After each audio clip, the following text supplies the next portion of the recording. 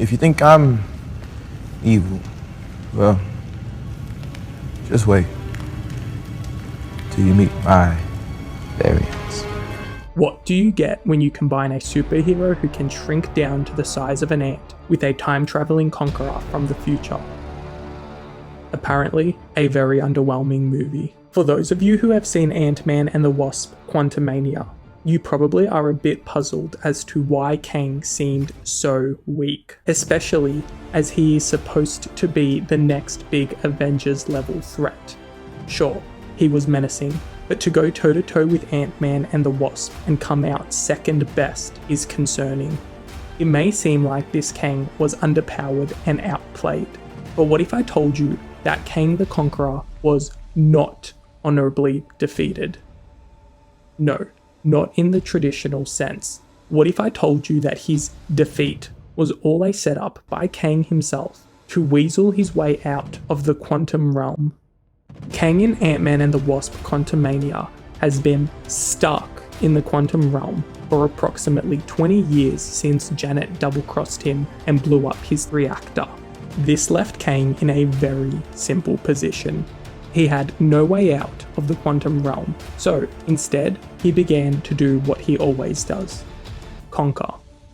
The quantum realm was child's play to Kang, an empire he built as a side project till he could conquer the real thing. If there is one characteristic we know about Kang, it's that he is a very intelligent man. He isn't going to waste 20 years waiting for an opportunity only to let it slip by.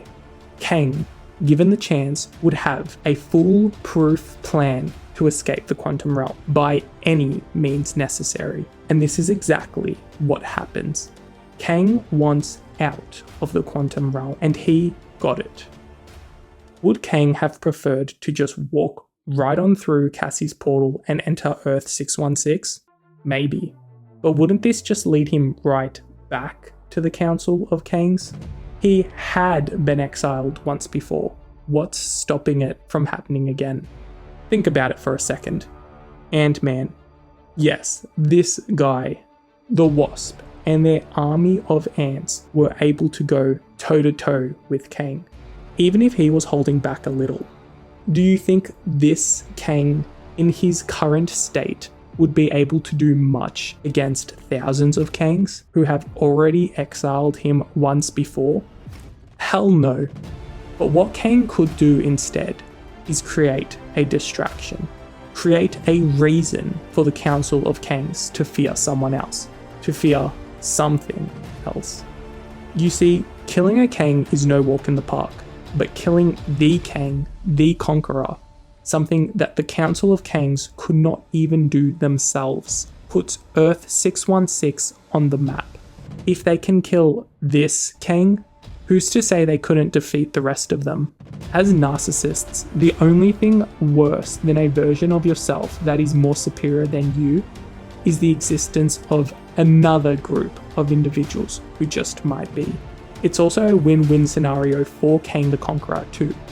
He has a personal vendetta against Janet, so he would want nothing more than for her world to be torn to shreds, especially if she's partly to blame for it. But customs, wouldn't the other Kangs be able to see that Kang the Conqueror isn't really dead? Well, I have a couple of theories about this too. The most logical explanation, and I use this phrase very vaguely, is that Kang does die. Well, at least multiple copies of him do, and I'm not talking variants. Just like Ant-Man was stuck in the probability storm, Kang gets sucked into it too. But, unlike Ant-Man, these Kangs fight it out until only the most menacing and ruthless Kang the Conqueror is left standing. As Kang the Conqueror was both dead and alive at the same time within the probability storm, this might have been just enough to completely wipe him out of existence from any future timeline that the Council of Kangs could travel to, suggesting to them that the exiled Kang is really dead. Multiple timelines are simply not possible inside the quantum realm, as it is outside space and time. The quantum realm is unlike the Marvel universe, as there is only one of it. Therefore, there can only ever be one outcome produced by the quantum realm at any given time. My theory is that up until this point, it was always understood by the Council of Kangs that Kang the Conqueror would escape his prison, as time traveling to the future shows them just this. But once Kang entered the probability storm, Kang the Conqueror's journey became undetermined, and therefore future timelines stopped depicting his inevitable escape, suggesting that he truly is dead. This explains why the Council of Kangs thought the exiled one was dead, and how they were so wrong. I fully expect that when Kang emerges from the probability storm, it will change all future realities across the multiverse, and only then will the Council of Kangs understand what he is capable of. At the end of Quantumania, Kang could have easily killed Ant-Man, the Wasp, and their whole family, even without his armor.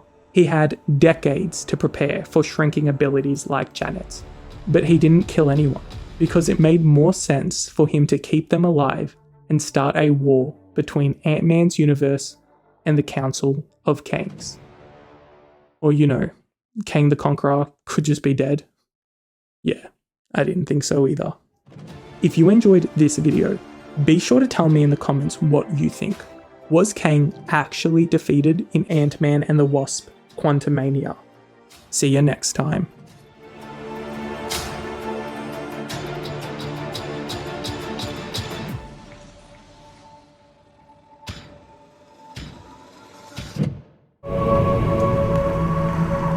We just crossed the threshold.